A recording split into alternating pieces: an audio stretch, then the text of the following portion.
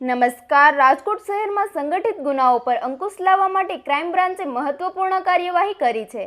ગાંધીગ્રામ વિસ્તારની સક્રિય રામદેવ ડાંગર ગેંગના 5 સાગરીતો સામે ગુજસીટોક 2015 હેઠળ ગુનો નોંધવામાં આવ્યો છે.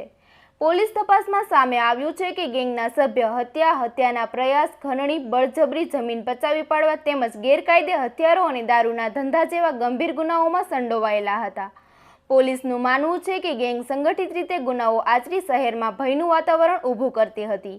રાજકોટ પોલીસના ઉચ્ચ અધિકારીઓના માર્ગદર્શન હેઠળ કરવામાં આવેલી આ કાર્યવાહી બાદ હવે ગેંગના નેટવર્ક અને આર્થિક વ્યવહારોની વધુ તપાસ હાથ ધરવામાં આવી છે. વધુ સમાચાર માટે જોડાયેલા રહો આરપી ગુજરાત ન્યૂઝ રાજકોટ. માનનીય સીપી સર બ્રજેશકુમાર જાસર અને એડિશનલ સીપી સર ચૈતન્ય મંડલિક સર દ્વારા રાજકોટ શહેરમાં સંગઠિત ગુના આચરતી અને આમ પ્રજામાં ભયનો વાતાવરણ ઊભા કરતી ટોળકીઓ વિરુદ્ધ જીસીટીઓસી એક્ટ હેઠળ કાર્યવાહી કરવા માટે રાજકોટ શહેર ક્રાઇમ બ્રાન્ચને સૂચના આપવામાં આવેલ હતી. આ સૂચના અન્વયે માનનીય ક્રાઇમ એસીપી શ્રી ભરતવસિયા સાહેબના માર્ગદર્શન હેઠળ પીઆઈ શ્રી ગોંડલિયા સાહેબ, પીઆઈ શ્રી ડામોર સાહેબ અને પીઆઈ શ્રી જાદવ સાહેબ અને પીએસઆઈ શ્રી સીવી જાડેજા સાહેબની ટીમ દ્વારા રાજકોટ શહેર વિસ્તારમાં રામદેવ ડાંગર ગેંગના જે સભ્યો છે એ ખૂનની કોશિશ, સરકારી નોકર પર હુમલો, ઈજા, રાયોટિંગ અને ગેરકાયદેસર આર્મ્સ જેવા ગુના આચરતી હતી. એ ટોળકીને આઈડેન્ટિફાઈ કરી એના વિરુદ્ધ એક જીસીટીઓસી એક્ટ હેઠળ કાર્યવાહી કરી છે.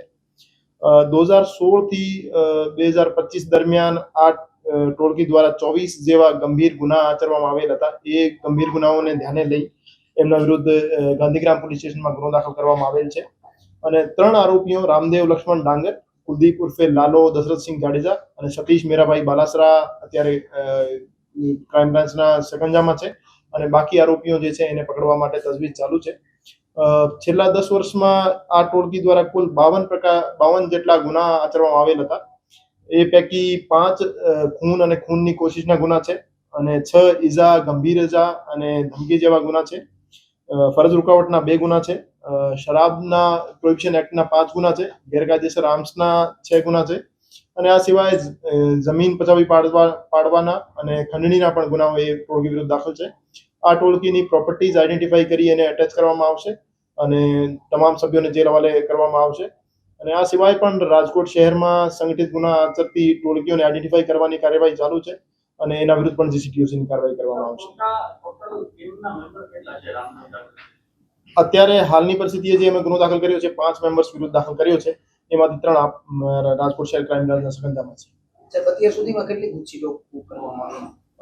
છેલ્લા 1 વર્ષમાં વાત કરીએ તો આ 8મી જીસીટીઓસીની કાર્યવાહી છે અને લગભગ 90 જેટલા આરોપીઓને અમે જીસીટીઓસી હેઠળ જેલ હવાલે કર્યા છે.